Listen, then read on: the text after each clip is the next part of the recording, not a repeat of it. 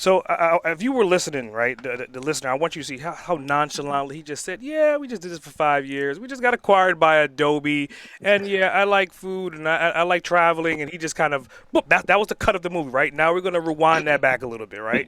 So like, let's just talk about. I really want to dive into like this journey a little bit. And I want to go back as far as you can remember, like before you Mm. got to the point to where you delivered this nine-figure evaluation and actually got purchased by Adobe. Like growing up as a kid, like what kind of kid were you? Oh, wow. Okay. Pretty entrepreneurial. It's the typical story, right? Always had this fascination with trying to build something to sell it. And that doesn't mean like build something, obviously, like a tech product when you're a kid and stuff like that, but just getting your head around the concept of what do people place value on? Like what interests people to actually not necessarily just part with their money, but like what's the psychology behind it, etc. And for whatever reason, that fascinated me a lot as a kid. Really interested in business, the concept of business, just loved doing things as team activities as well. Not massively into sport, weirdly, but like anything related to like having to work with other people to get stuff done. That could literally be like as simple as playing in the playground, like team dynamic type stuff, right the way through to when you're a teenager and things like that, and you're trying to figure out where you sit in the social circles of life. But really, like, was fascinated with the psychology of all that kind of stuff.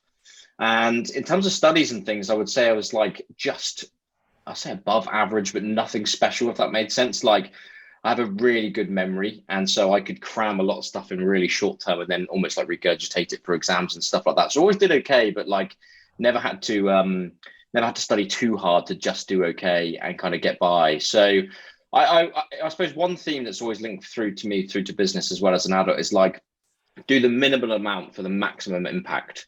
And I think again, whether I was studying, whereas I was learning like X, Y, and Z theme for school or whatever it might be, and this, like I said, I've carried it right the way through to business. Like, what is the minimal work we can physically do?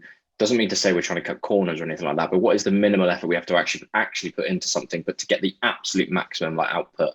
And that typically finds like that reinforces like just getting stuff done. And I think for me, like again in my work career, getting stuff done has always been like the most important thing. Momentum, keeping things moving, continually learning, but always delivering some form of value. So whether that's like delivering for a client when I was running my agency or delivering like product value for like our software customers as well. So yeah, there's lots of threads obviously within all that stuff. But like as a school kid, I was always fascinated from the age of sort of 12 upwards, especially when you get into teenagers, like with business and the dynamic of business.